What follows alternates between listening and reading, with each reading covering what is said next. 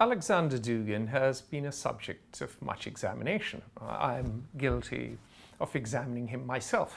The retired CIA officer Glenn Carl and I, we do a podcast called The Dialectic by Fair Observer, by the Rajput and the Wasp. You should download it, listen to it. We also do an FO exclusive every month where we look at the three most important issues of the past 30 days or so and analyze them. Anyway, last year in December, I believe on Christmas Eve, we published something on making sense of Vladimir Putin's long game, and we gave Alexander Dugan a fair bit of ink space. Metaphorically, of course, we publish online. But he's been in the news. His daughter was killed. Now, one story is that you had a Ukrainian special agent who blew Dugina up. And she, of course, inherits her father's rabid nationalism. You could argue, in a way, or inherited her father's rabid nationalism. She was all for the war and had links with far-right groups and paid the price of war with her life. And if you read the BBC, if you read most of the press, you'd believe that. Now, there's another story going around on Twitter and in intelligence circles that this might have been another case of Vladimir Putin doing a false flag operation. She might have become a bit too prominent for his comfort. I mean, there was a time a school was blown up, and there are rumors to this day, and there are suspicions to this day that Putin did the blowing up to win public support. And with Dugina's killing, and remember, the CCTV wasn't working. So it leads to suspicions that, oh, maybe the FSB just knocked out the CCTV for a bit. Closed circuit television is the full form for it. And so you will notice who did what when. Now, it may be the case that, her death is convenient. It wins legitimacy for the war. It wins public support. And it also, at the same time, conveniently eliminates a potential irritant. Remember, Putin has a long history of eliminating people. Go back and Anna Politskaya, if I remember her name correctly, was killed on his birthday. So killing someone is not new. It could be the Ukrainians, of course. We can't completely discount that. Could also be the Russians.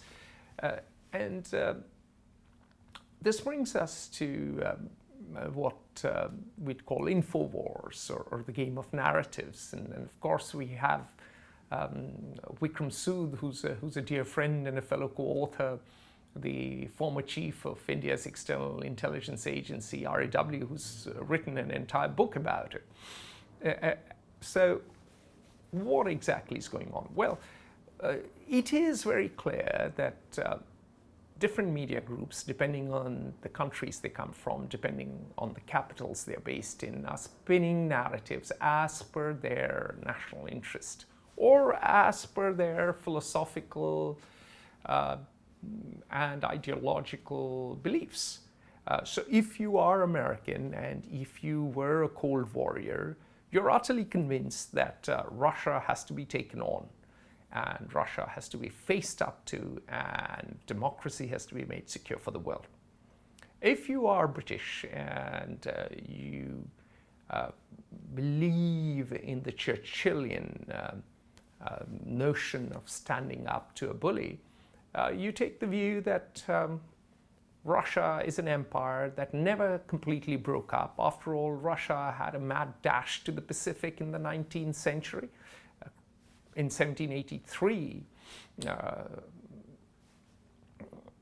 Russia conquered Crimea from the Ottomans. It was one of Catherine the Great's lovers who did so. And the Russian Empire kept expanding all the way across the steppes, across Siberia, and even included Alaska, which the US bought from Russia at one point.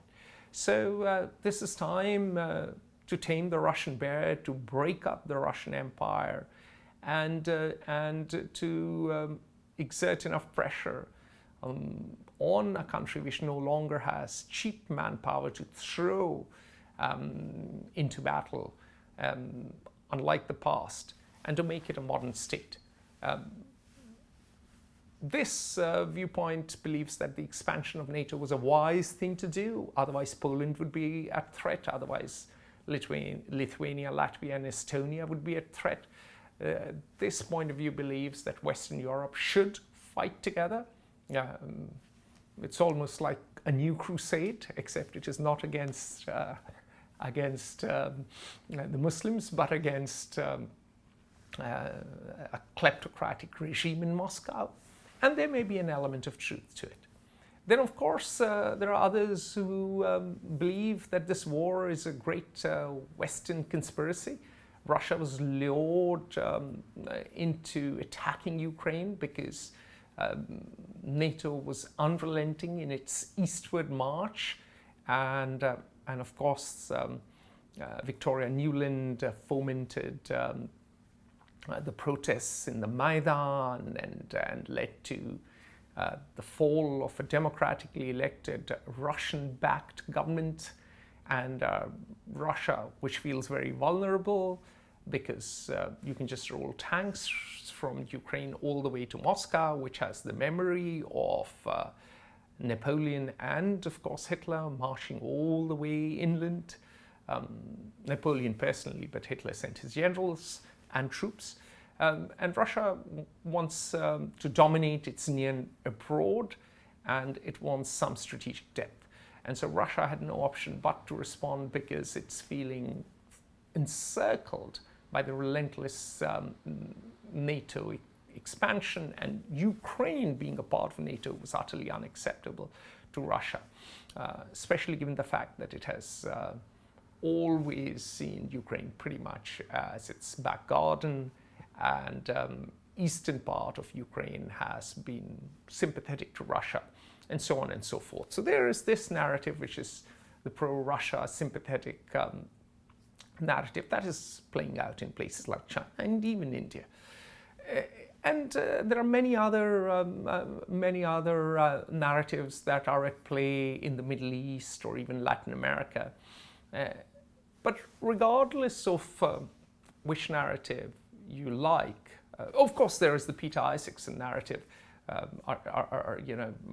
The most prolific author on Fair Observer believes that this is a media-led war. This is a war being fought on Twitter and social media, and of course the media more than anything else.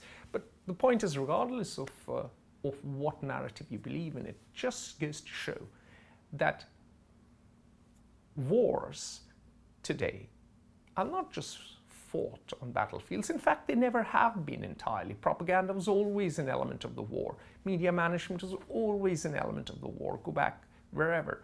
Whoever fought claimed to be in the right. It goes back to the Crusades, goes back before that.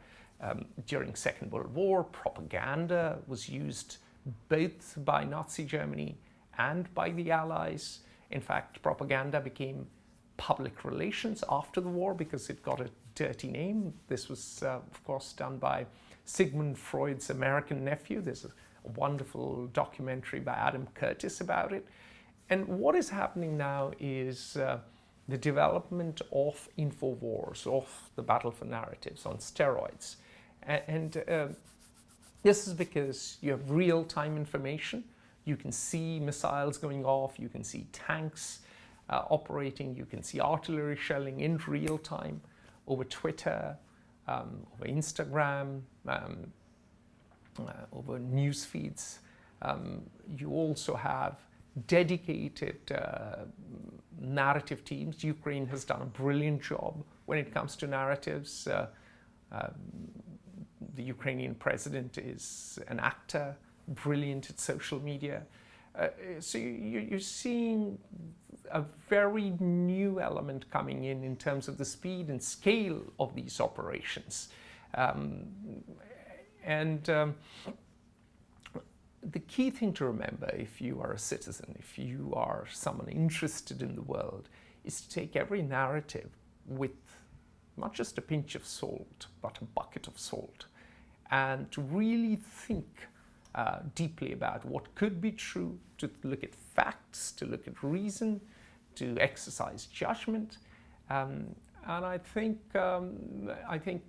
we're only beginning to see how narratives will be shaped in the coming years. Of course, dark master of these arts is Vladislav Surkin, who has manipulated media and social media to such a degree that the difference between truth and reality has got blurred. We've seen that in the US itself, with so many people believing in alternative reality, alternative facts, the effect of social media and echo chambers. And there are people who think the moon landing was a fake, for instance. There are people, of course, who believe that the American election 2020 was rigged. There are people who believe vaccines are causing all sorts of health problems. So you already have the development of that even in the US. In Russia, of course, it has been at a scale that we cannot even imagine. China, of course, has its entire firewall and its alternative reality, where Emperor Xi Jinping monitors the lives of over 1 billion people and gives them a version of history, news, politics and reality that is widely divergent from the rest of the world. But the rest of the world is not exempt from it either. And the fact that the BBC just takes one story and runs with it, it's a Ukrainian special operative, which is the official Russian version. And then Twitter goes agog with the fact that, this is a hit job by Putin's lads, just tells us that the old bard from Stratford-upon-Avon had a point. There are more things in heaven and earth than are there in your philosophy, Horatio. So take a deep breath and just think about anything you read.